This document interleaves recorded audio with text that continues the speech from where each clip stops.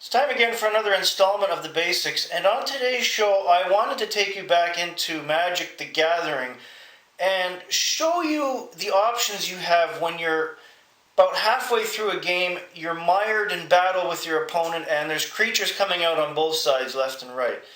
And for a lot of players, they don't like prolonged conflict in the game. They like to wrap things up within a certain amount of turns, but sometimes it's inevitable that you're evenly matched with your opponent, and things like this happen, so I'm going to show you how to get out of it.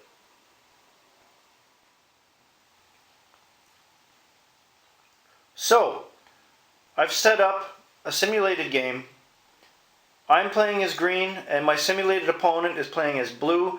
Both of these decks that I have are relatively evenly matched, and we're about 10, 11, 12 turns into the game now on each side, and we're very close in life points. I have about 14, my opponent has 12.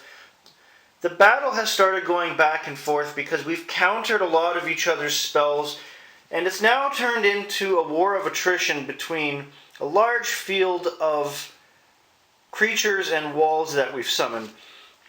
And this can actually happen quite frequently in Magic. I'm actually surprised it doesn't happen more often, where it's just creature after creature, wall after wall. And when you're dealing with a situation like this, and this is why I say you want to have 10 to 15% artifacts in your deck, artifact cards will help you make or break a scenario like this, especially when you have cards like Leonan's Scimitar. Equipped creature gets +1/+1. So my giant spiders, which are 2/4 to begin with, are now 3/5. And you might think that's not a big deal, but when you have a defense of 5 versus what your opponent might have in attack, it can add to a standstill, but it can also give you the edge depending on what he's bringing out and what he already has out. And if you've paid attention to his discard pile and seen what's going out, you'll know whether or not he has more high-powered creatures left. Now, on the blue side of things, he has more walls than anything right now, but he also has a couple artifacts going on as well. And he's starting to bring out more flying creatures. Now, my green deck is not really set up to deal with flying, because it's a worm-based deck. So here you see where it creates the problem. So in my current turn, I've tapped a land to bring out Giant Growth. Now, if you're playing as green, you want to have a lot of these in your deck. You want to have a full quad.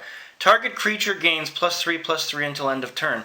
So my 5/4 Spined Worm now becomes an 8/7 Spined Worm. And that can pretty much take out almost everything he has there. So now I will have the upper hand, and he'll try to defend against that, depending on what's in his hand. I don't know.